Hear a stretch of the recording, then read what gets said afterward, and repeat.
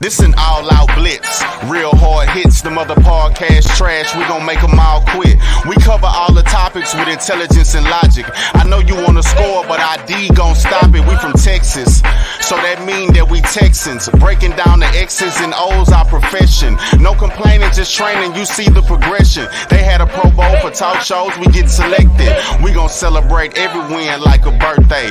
Ray J with the news, first with all the updates. Spin move on the competition, yeah, we juking them. You not really in touch if you not tuning in.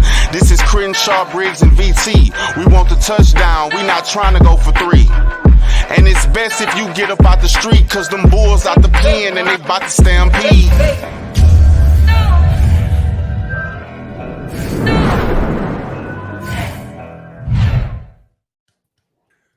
Hey everyone, welcome to the Texans Fan Battle Podcast, hosted by the Fan Battle Sports Network. I'm your host tonight, Matthew Briggs, and as always, I got my amazing trio.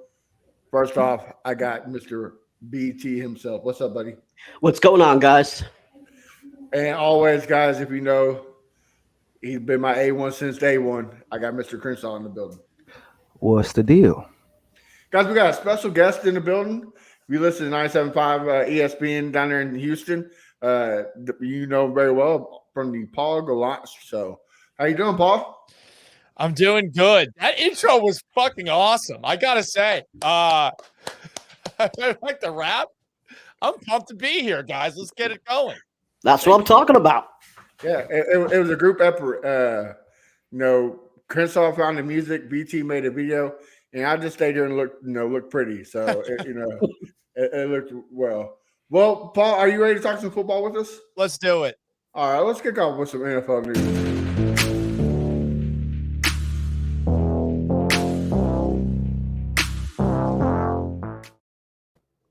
Well, as you can tell, as the headline, you can kick this as NFL news or Texan news. Sadly, we got the reports of Ryan Mallett sadly passing away. BT, you said there's been 13 deaths by rip current since 11 in that panhandle from the Alabama border. So what's happening is the authorities have actually put flags out there. They've actually said, hey, be careful of this, but people are simply they're ignoring the warnings. I'm not saying that happened to Ryan Mallett, not trying to talk ill of the dead or anything, but it is something that anyone who is vacationing there needs to worry about. Pay attention to it. 11 deaths. And that's really just in this past month. So, if people aren't paying attention, that's going to happen a bit more, unfortunately. So I know when you go on vacation, you don't want to throw a day out of your beach day. Trust me, before I moved down to Florida, I was like the same thing. Whenever there was an alert of like, there's algae over here, it happened once, and I was scratching for 3 days. So pay attention to the warnings, guys. You'll save your life. So, Paul, I'll kick it to you. What was your favorite Ryan Mallett adventure here in Houston? Well, obviously, it's horrible news because you think of the career that could have been in the NFL and the career that wasn't, and maybe the jokes that we might have had at his expense because of his issues with alarm clock.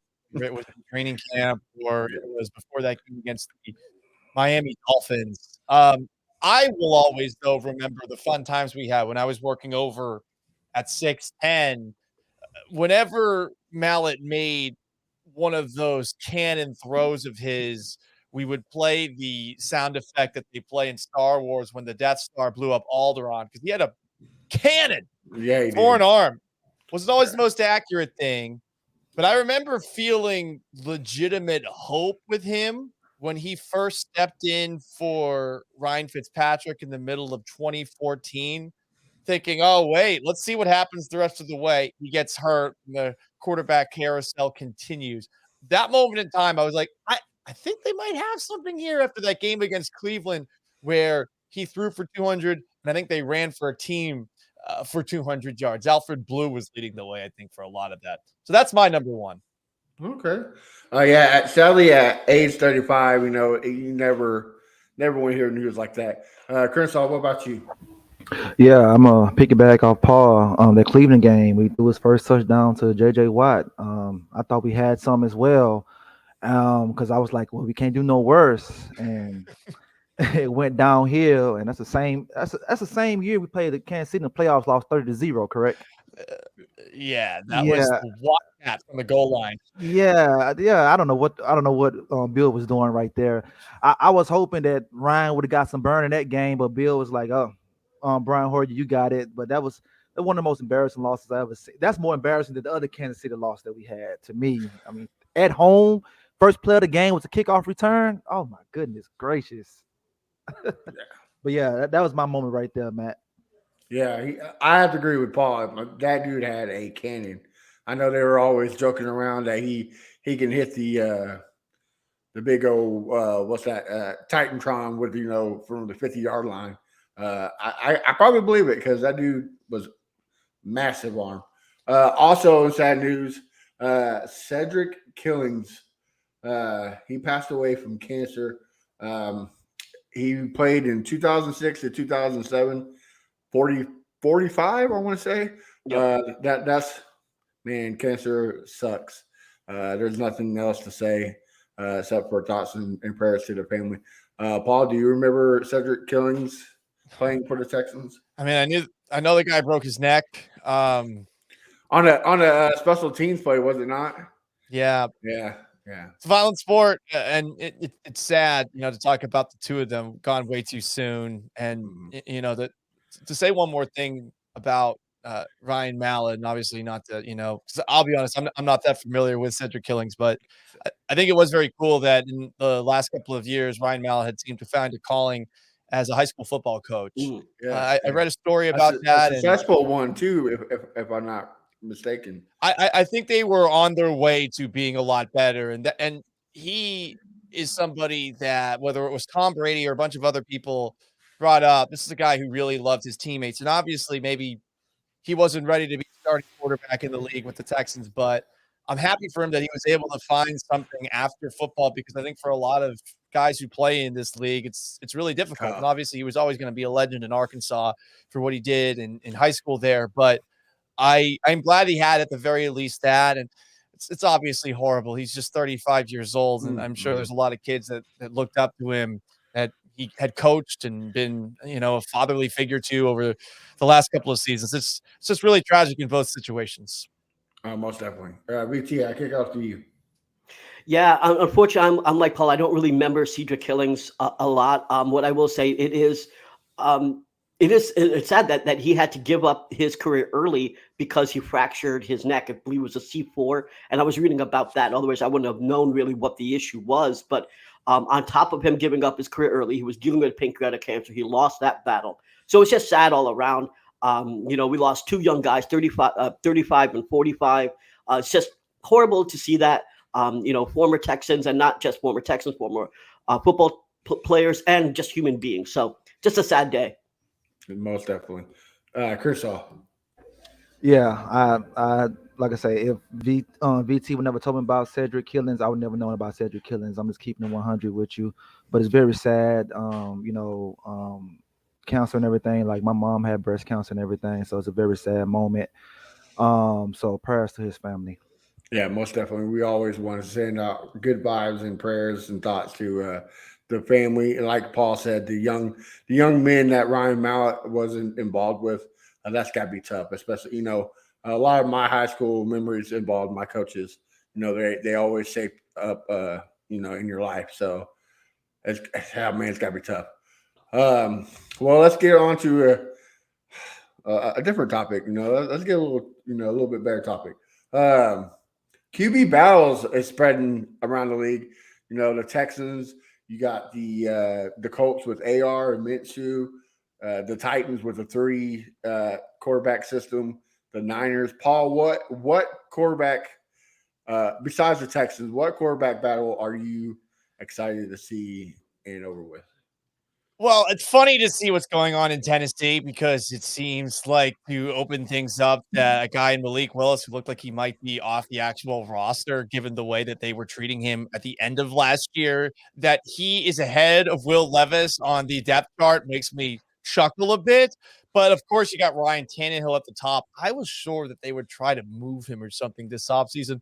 So I like it because it's a mess, and I just generally hate Titans fans. I've dealt with a lot of mentions over the years for things ranging from breaking news story about Jake Locker getting benched for Zach Mettenberger to just thinking that it's bullshit that they get to wear the Houston Oilers uniforms and flaunted in our faces. You're wearing our ex-wife's clothes, sir.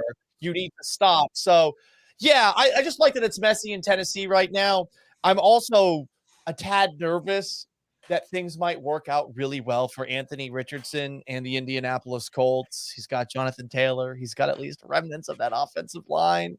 So I'd like to not hear about that one and hear more about the messy one in Nashville. Yeah, me and BT has been saying this all offseason. If we couldn't get D'Amico and we got Shane Steichen instead, we wanted Anthony Richardson because that guy and Anthony Richardson are going to be extremely dangerous if it all clicks. Kershaw, which one are you excited to see? Yeah, it got to be Anthony Richardson because I wasn't a fan of his, and VT been like pumping in my ears all off season about this guy, and I think getting Shane it's going to be scary because Jonathan Taylor is healthy this year, and this is going on year 4 for him, correct? Is year 4? Jonathan Taylor, year 4, right? I think it's year 3. Year 3? Yeah. Okay, this will be year 3. Year 3, okay. So it's still like a contract year for him. So I think he's going to be healthy. I'm very nervous about them because we played on week 2, and I had it as a win, but I'm kind of getting doubts right now that we might lose that game right there. So that's the battle that I'm looking forward to right there. All right, BT. Well, the two QB battles that interest me the most are Tennessee and the 49ers. And the reason why Tennessee is really for the reason that Paul said, like we thought that Willis was going to get cut, and now he looks like he's going to be the QB2. The interesting thing is that Levis, at least a lot of people thought that he would take over in case Tannehill got hurt. Probably see him when we play him. We play him week 15 and 17. So you think that's probably around the time that Levis would be starting, right? You got the 32nd overall pick. You got to put him in there sometime. But if Willis is beating him in camp, which is what the reports say that Willis is actually surprising people. So if the Titans actually think they got a shot here, they wouldn't throw Willis in. They wouldn't throw Levis in. They're going to stick with Willis, which honestly would be crazy to not have your 32nd overall pick play a snap in the regular season. So I find that very, very interesting. Listen, I'm not hoping for any injuries ever, but I think that Tannehill won't be able to stay healthy. So I think there's a very good shot that we see Willis out there if he remains QB2.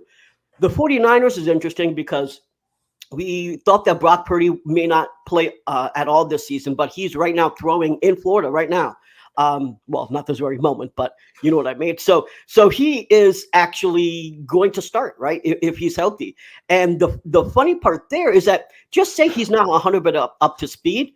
The reports are that Sam Darnold is going to be QB2. So the QB that they spent 3 firsts for is going to be the third string quarterback.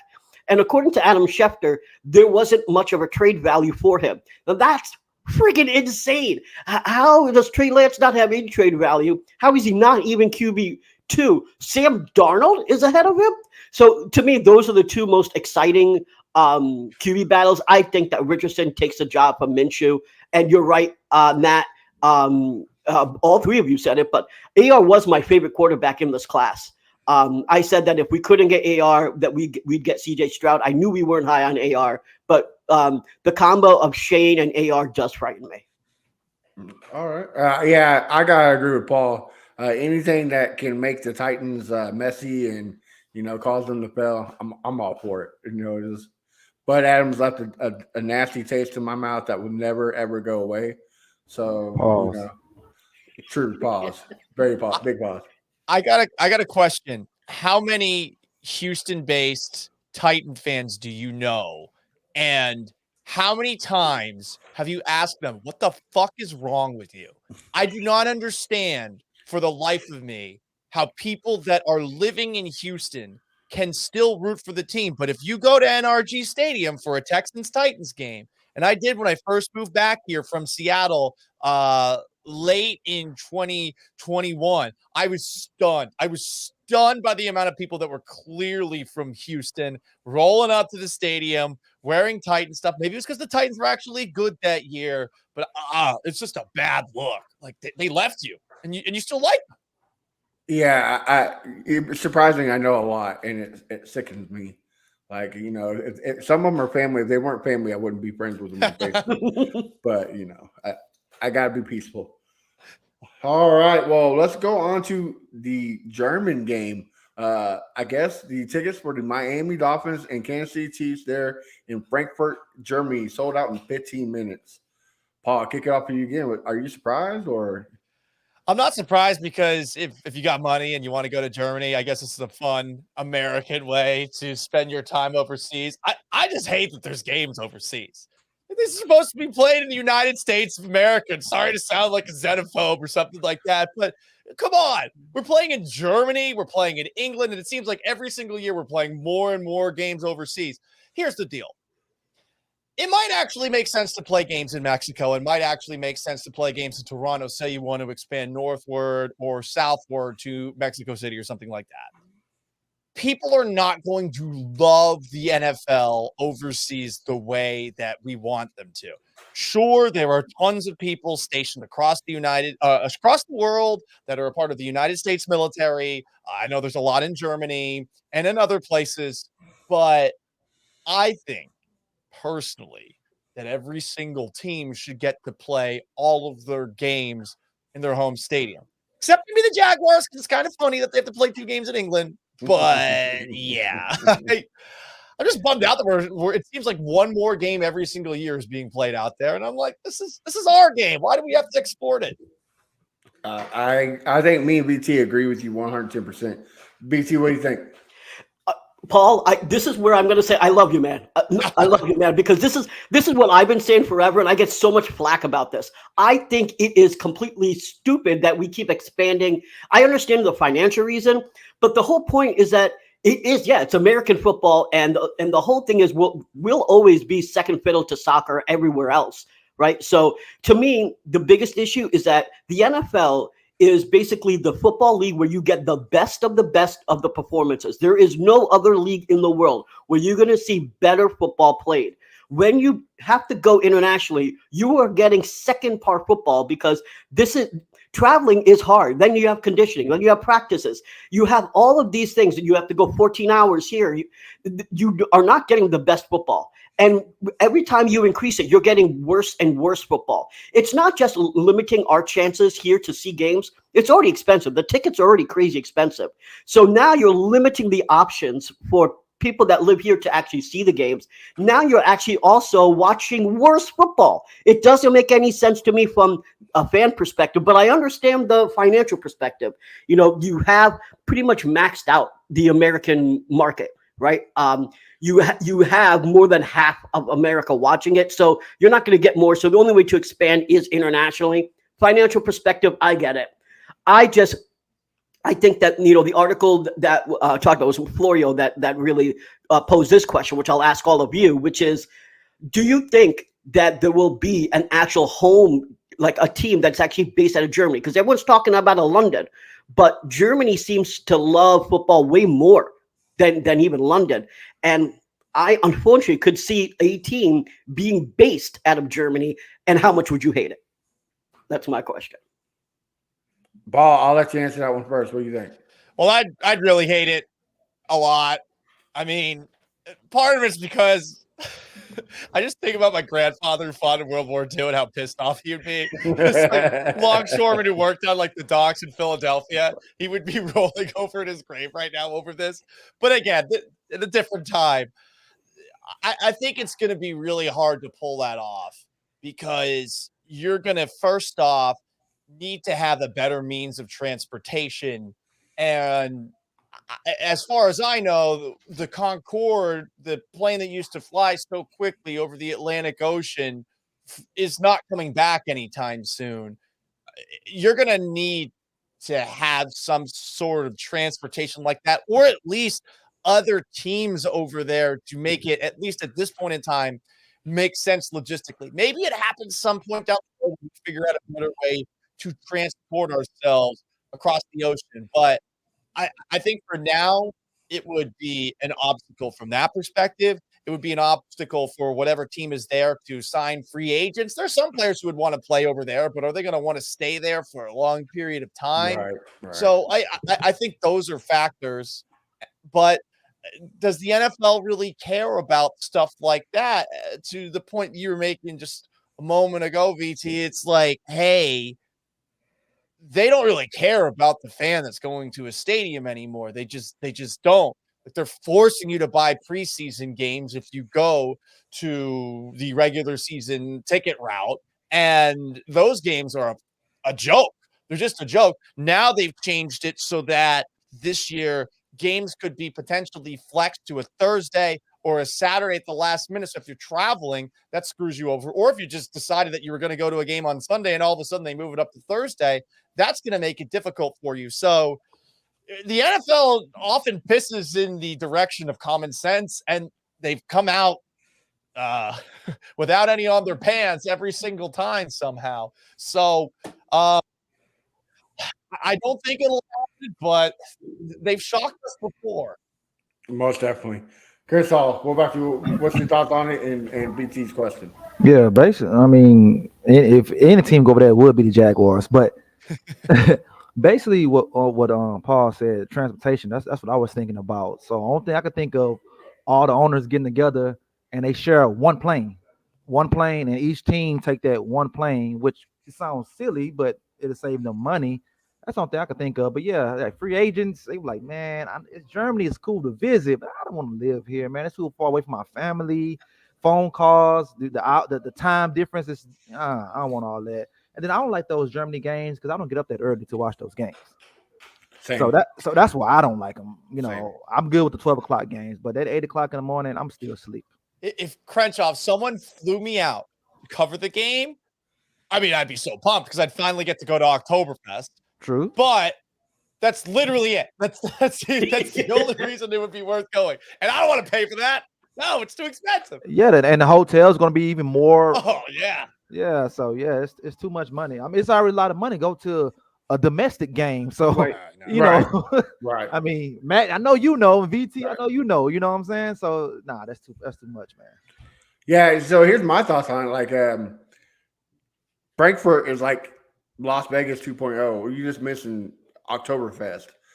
You got a whole bunch of guys like under the age of 28 and under, and you expect them to behave, you know what I mean? So like that where I was like, man, that's just, you see what's happening in Vegas. You know, guys are getting arrested left and right. That's just, it's kind of look a recipe for disaster.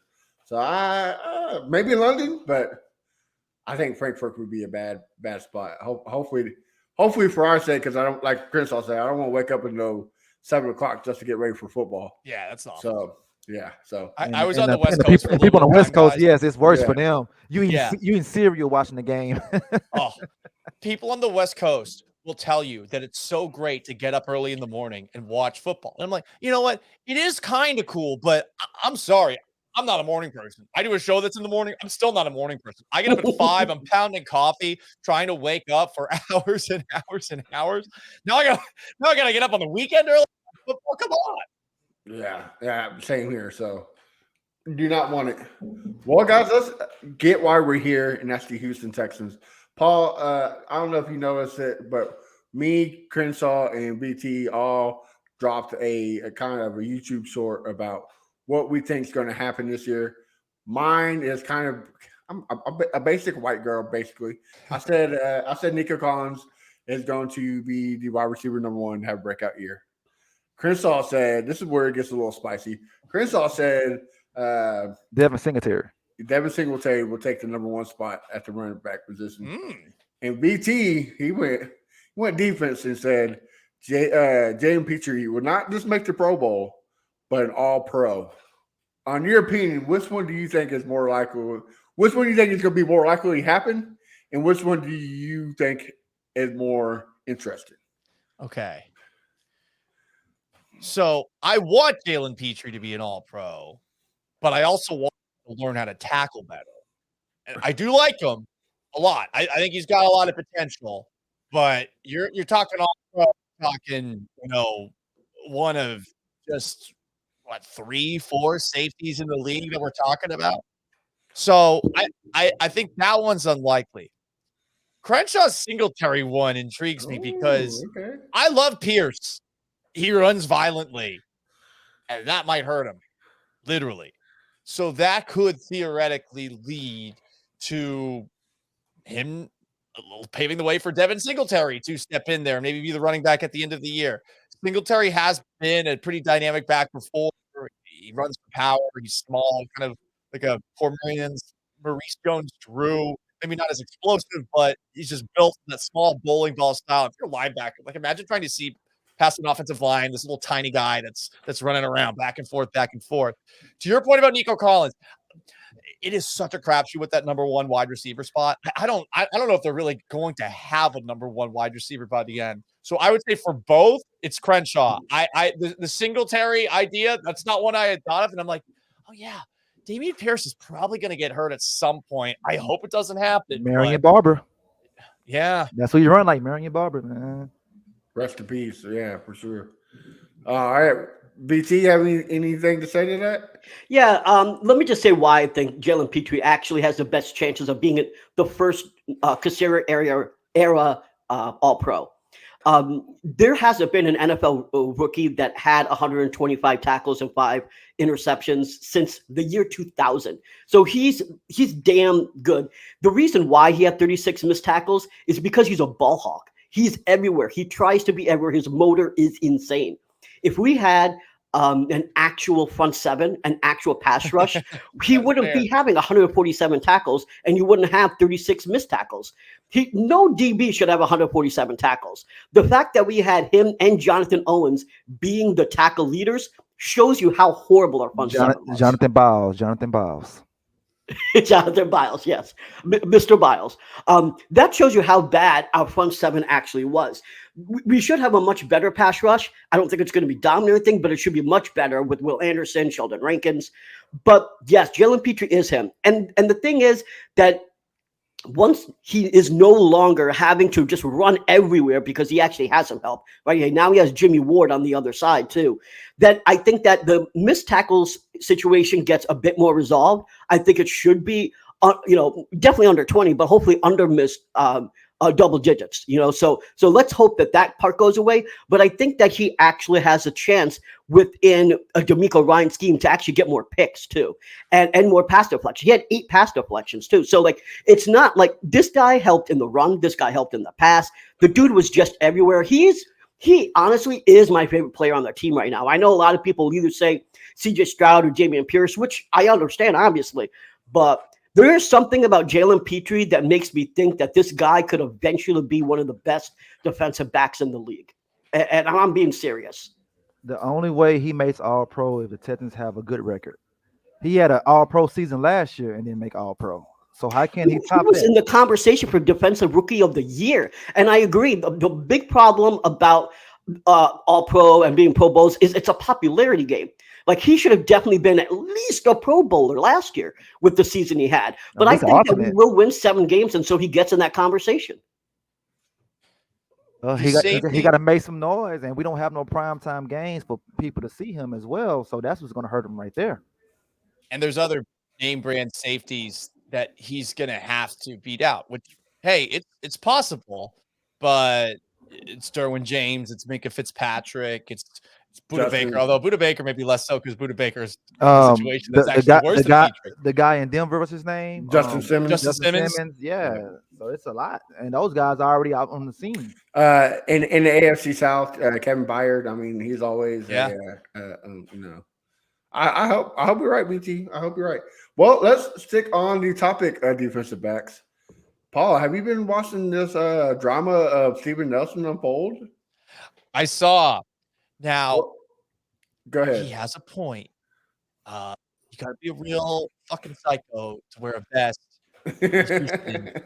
in April, May, June, July, August, and most of September, right? So I saw it. I tweeted out in response to Landry bringing it up last night, maybe this is a guy that's a surprise cut. I'm not predicting that'll happen, but you take a look at all the Texans players that have cap figures that would save a lot of money if they are released. Christian Kirksey is the one that makes the most sense. It's north of $5 million. Nelson, it's slightly less than $4 million. And it's a crowded cornerback room.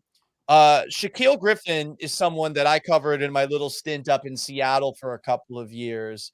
And when Griffin was playing in a defense that actually made sense for him, and I'm not saying D'Amico Ryans and Pete Carroll's defenses are that similar, but there are some similarities with the way that they play.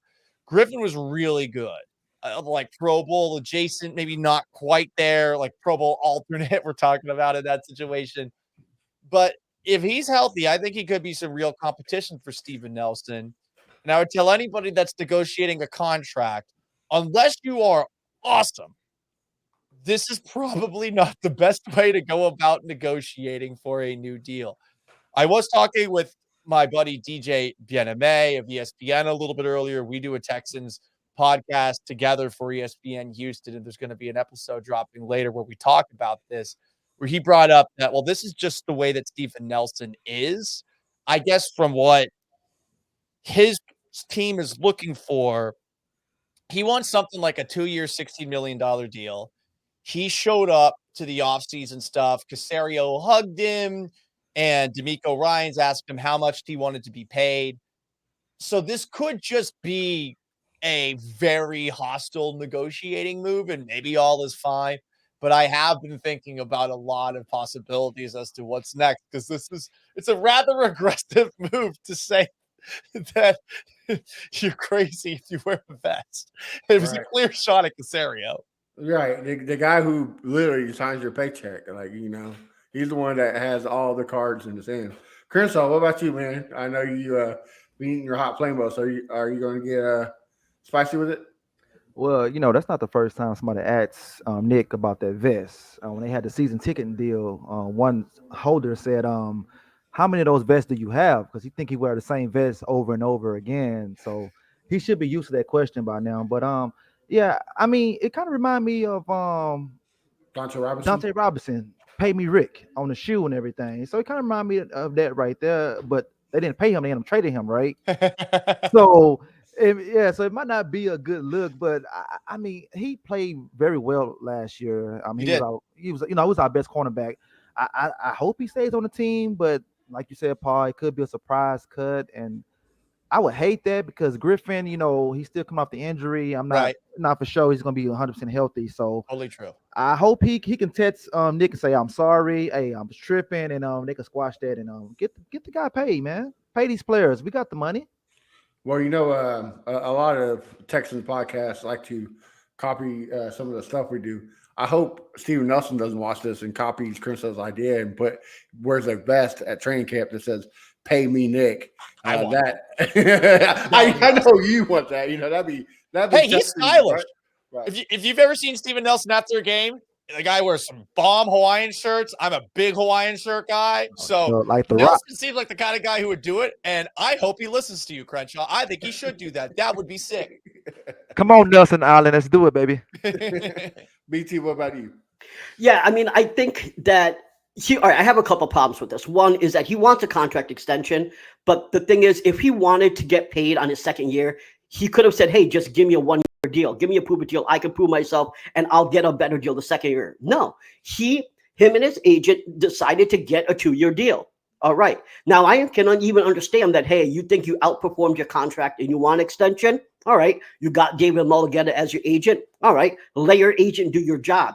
Calling out the general manager, saying you can't trust a motherfucker that wears a vest every day ain't gonna get this shit done. And then on top of that, this is the only thing that people are necessarily talking about. But if you looked at his tweets the whole night, he looked like he was taking shots at everyone. I think he took a shot at Laramie Tunsil. He talked about, what about these dudes that have nose rings and long earrings? Well, guess who wears that? That's Laramie Tunsil. So now you're throwing a shot at arguably the best player, that the most paid player on the team at the same time. What is wrong with you? And the thing is, I think he's just jealous, right? Because right after Laramie got his extension, he tweeted out, "I'm next."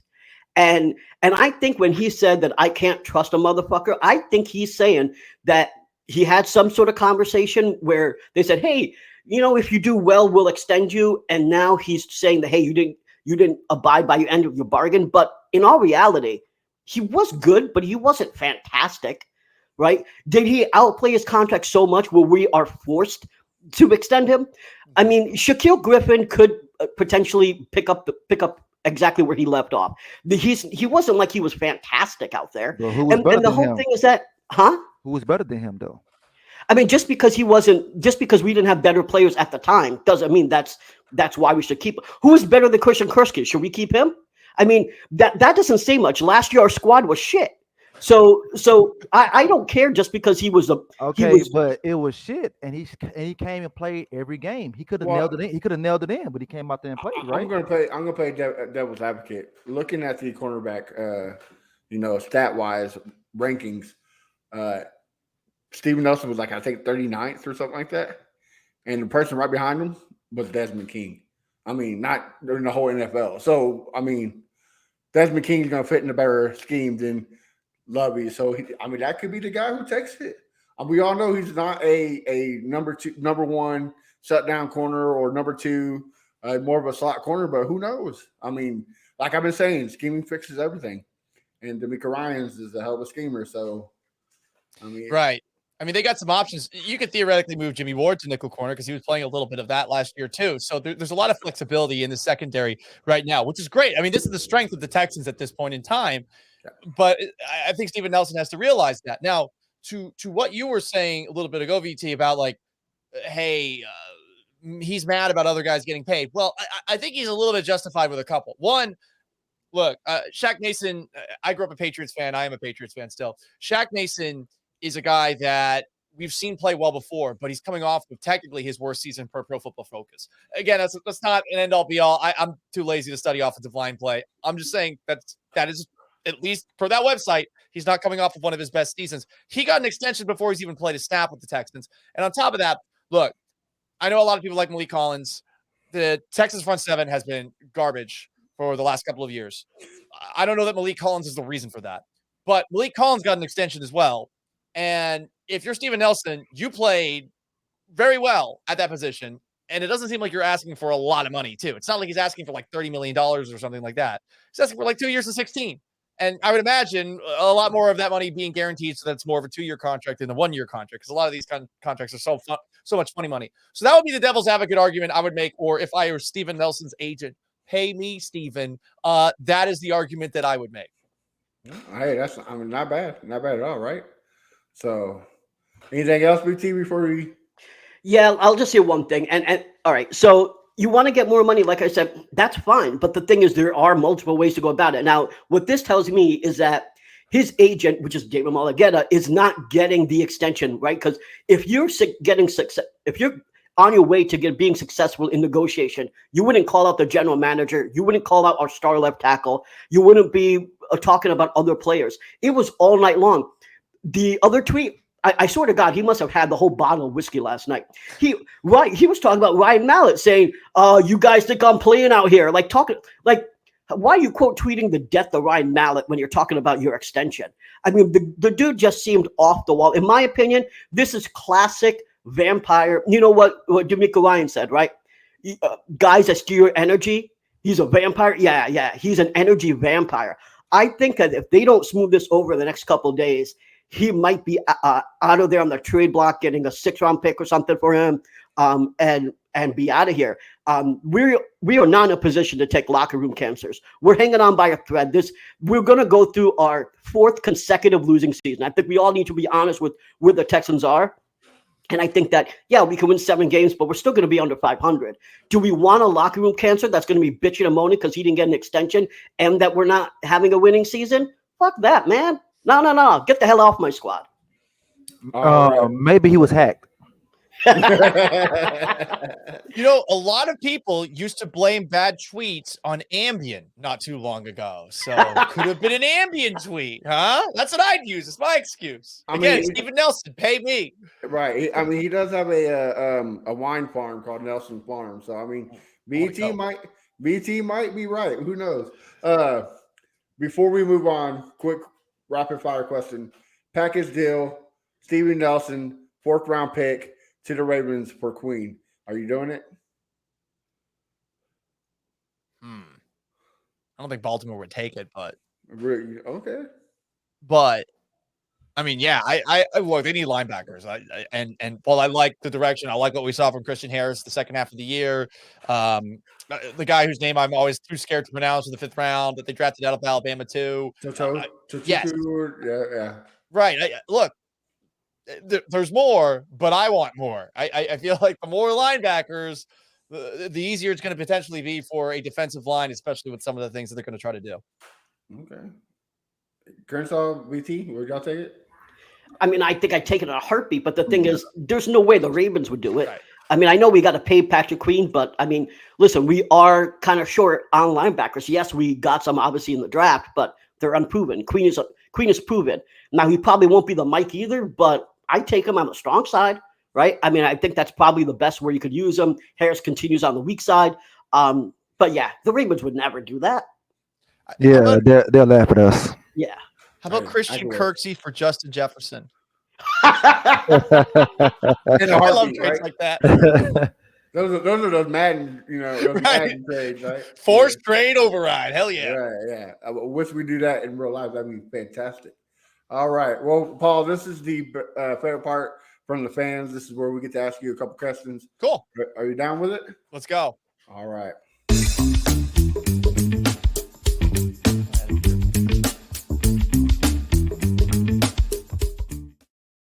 So, who is Paul Gallant? I am going to kick it off with VT. So I got to ask if you could talk about the Steven Nelson situation in your Tucker Paulson character. And I know it's on the spot improv. It may only be a sentence, but I got to hear something about what Tucker Paulson would say about the Steven Nelson situation. Okay, so for those who are unaware, I do a really shitty Tucker Carlson impression. No, it's actually really good. Thank you for saying that. Come on. I was about to say, come on. It is literally me mocking a stand-up comedian who mocked him. Essentially, it all stems around wrapping things up by saying, what is happening? What is going on? And then blaming something on Biden or some other left-leaning person. So let me think here. Steven Nelson plays America's game for a living. Honestly, he should be playing the sport for free, teaching America's youth that it's not about the money, it's about teamwork, camaraderie, friendship, the American way. But Steven Nelson doesn't want that. Now Steven Nelson is promoting a lifestyle without vests. I know that I wear a vest in the winter when it's cold outside so I don't get a cold. What is happening? What is going on? Steven Nelson is teaching America's children that they should disobey authority and go get sick and cold outside. Oh, that was great. Incredible. Yeah, you're selling yourself short on that one, Paul. You do a great job. Crenshaw, what about you? Okay, you've been grinding everywhere. Right now you're on ESPN 97.5. But previously you was in Seattle. You was on 610, and I think you did Channel 57, I believe. Cube, yeah. Yeah, okay, so I was right. Okay. I can see it from my window right here. I live right next to it. Weird small world. Doesn't exist anymore. RIP. Okay, so what is one of your best moments from any one of those jobs that you had, or could you tell us something that we don't know from that job that wasn't on air? Okay. Well, there's a couple. Now, the reason I started doing the Tucker Carlson thing is because when I lived in Seattle, I lived in the autonomous zone. I changed my mind about the autonomous zone, but I never tweeted about it. And the next thing I know, all of right-wing media pounced on me. I was getting death threats and hate mail for like weeks. It was insane. If you're bored, look up Paul Gallant Chill DAWC. I had a lot of fun with it. I wish that I was allowed to have more fun with it because I don't take myself seriously at all. I'm an idiot that talks about sports for a living. But if you want a sports one, my first day ever reporting on an Astros game. Now, this was when they sucked. This is, I want to say... The Astros, huh? This was when it was 2012, right? Like, there's not even light at the end of the tunnel. And I remember while working at 610, I was tasked with my first ever reporter's assignment. I'm driving on the way to the stadium. I accidentally like bumped into somebody in front of me, pulled over to the side of the road. We talked. The person's like, "You have a piece of shit car. It's fine." I keep on going in. I get to the ballpark. I'm kind of stressed. I'm like, why the fuck am I here doing pregame show coverage of an Astros and Marlins game? But Ozzie Guillen, who was then the manager of the Miami Marlins, had been suspended by baseball a couple of weeks before for saying in a Spanish magazine interview that he loves Fidel Castro, which for anyone who's aware about Miami's demographics, it's a stupid fucking thing to say, even if you are joking. Because Miami is largely Cuban expats, many of whom are descended from people who actually fled from his regime there. So when I look at him, I realize nobody had asked me follow-up questions since the suspension. So I just asked him, "Hey, man, have things cooled down back for you in Miami?" I was a little nervous asking the question. My heart's racing a little bit. And they said, like, "What?" And I asked the question again about what you said last month. What I say last, and he's like, "Oh," and I'm like, about Castro, and I'm starting to sweat. He looks at me and he goes, "Grow the fuck, motherfucker! Are you kidding me? What the fuck kind of question is that?" And I'm like, but I'm laughing because I'm like, I can't believe Ozzie Guillen just swore at me. So I walk away. He says, "Nice try, kid." And I'm laughing. I go up into the press box afterwards thinking, okay, this is a pretty good day for me. I'm going to get a little publicity out of it. I'm like nobody at this point in time. And this guy comes up to me and wears an MLB polo. And I'm like, is this guy security? Am I about to get kicked out of the ballpark? What the fuck's about to happen?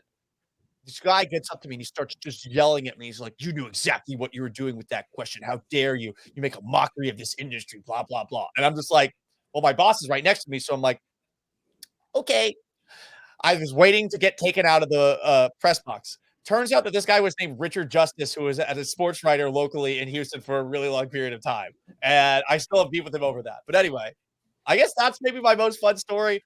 I had many interactions with Bill O'Brien over the years that were sometimes a tad hostile. Uh, it's been fun. I've been being here. Most of my fun experiences happened here in Houston. That's for damn sure. Right, it's the best city of all time. Hell yeah.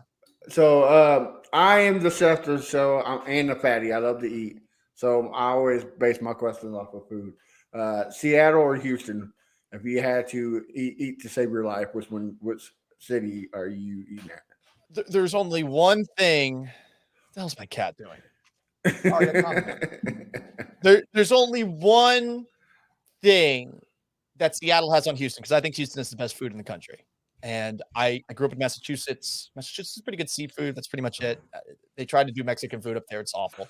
I lived in Florida. There's some nice things in Florida. Publix is good stuff. It's a HEBS grocery store there. Key lime pie, amazing. Syracuse, New York is terrible. Never go there. Seattle has really good donuts. And I know everyone swears by Shipley's here, but I'm telling you, Seattle donuts are the best donuts I've ever had, and I was shocked by how good they were. But outside of that, Houston has incredible Asian food. And there's some good Asian food in Seattle, but not a ton of good Asian food. I'd say specifically like ramen places, Japanese places that they have up there. Houston has, I think, the best barbecue scene. I think it has the best Mexican scene. I mean, shit, I go to El Tiempo far too much. It's the margaritas for me. There's no comparing. I really do think pound for pound, Houston has the best food in the country, the biggest range. You are looking for any kind of food. It could be Indian, Middle Eastern, any sort of Asian food, Vietnamese food. This is the place to be. It's a place where you can definitely pack on the pounds really quick if you're not careful. So did they have any kolaches up there in Seattle? No, they don't. And I'm told that the best kolaches are at Hrushka's, which is on the way to Austin on 71. And I've also been told by one of my favorite listeners that if you get the kolache that's the hot dog version, that's not a real kolache. The real kolaches have fruit in them. I don't know. I'm not a big fan of the hot dog ones, but the fruit ones are pretty damn good. So I live up here in Kansas City, and it's terrible. Like you said, Houston has by far the best barbecue scene. People up here Is try it to murder bad me. up there? I'm not a fan of it, but I mean, I wouldn't say it's the worst. I would say maybe top four.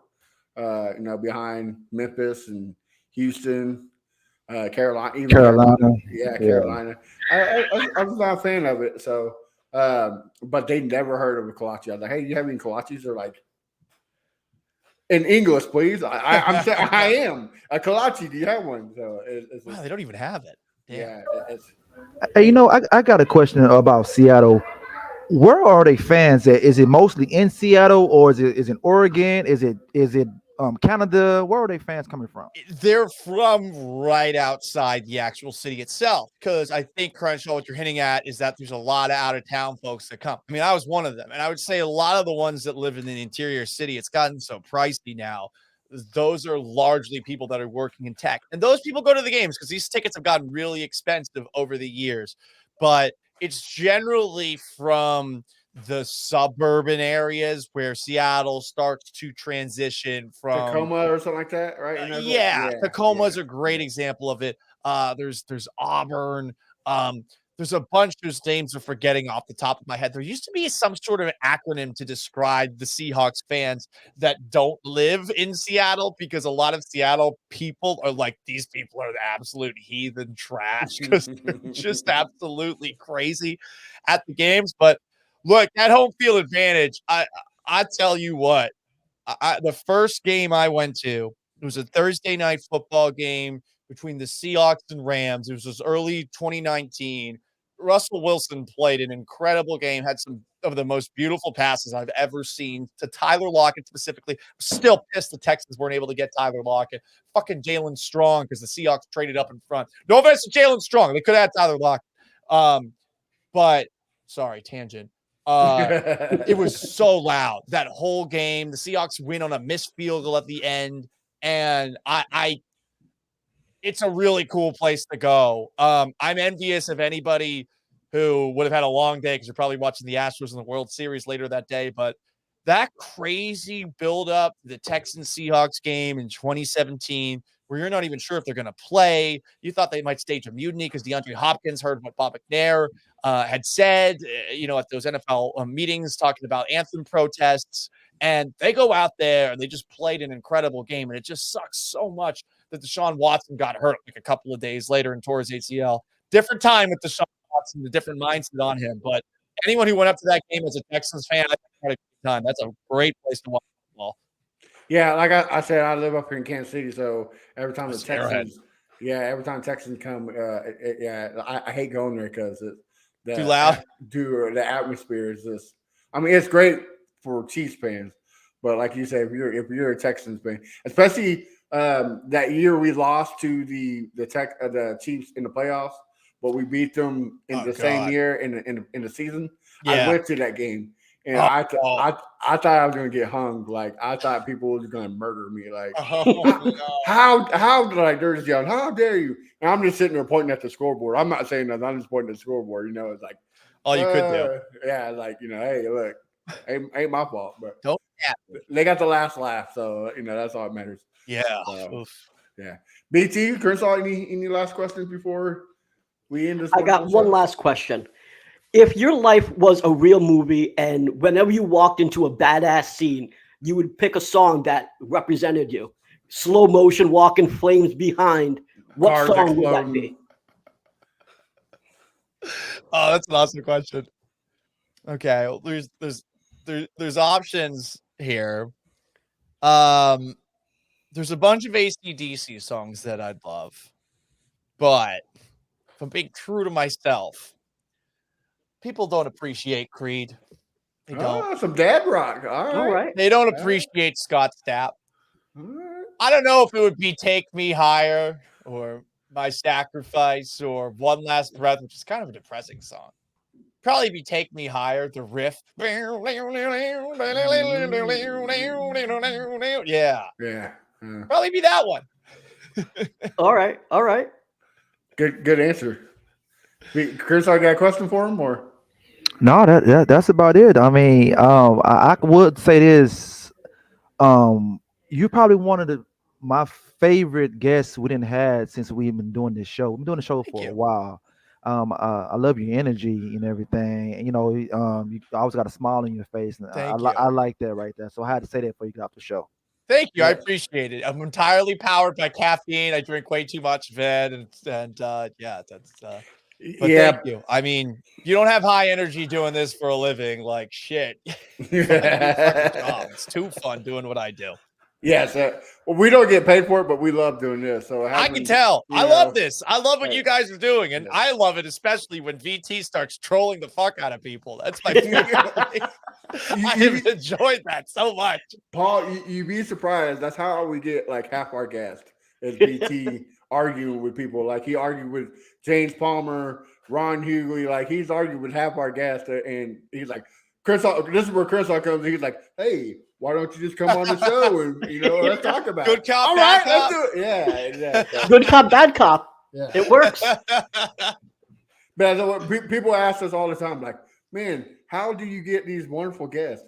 BT just badmouths them until they, until they tap out and they come on the show. So, That's awesome. But yeah, Paul, we're definitely gonna have to do this again with you. It was Please, anytime. I don't have fantastic. anything to do. I'm gonna hang out with that cat. Fantastic. All right, well, Paul. In the wise words of Crenshaw, this is the worst part of the show because this is where it ends. Why don't you tell everybody where we can find your wonderful stuff and on social media?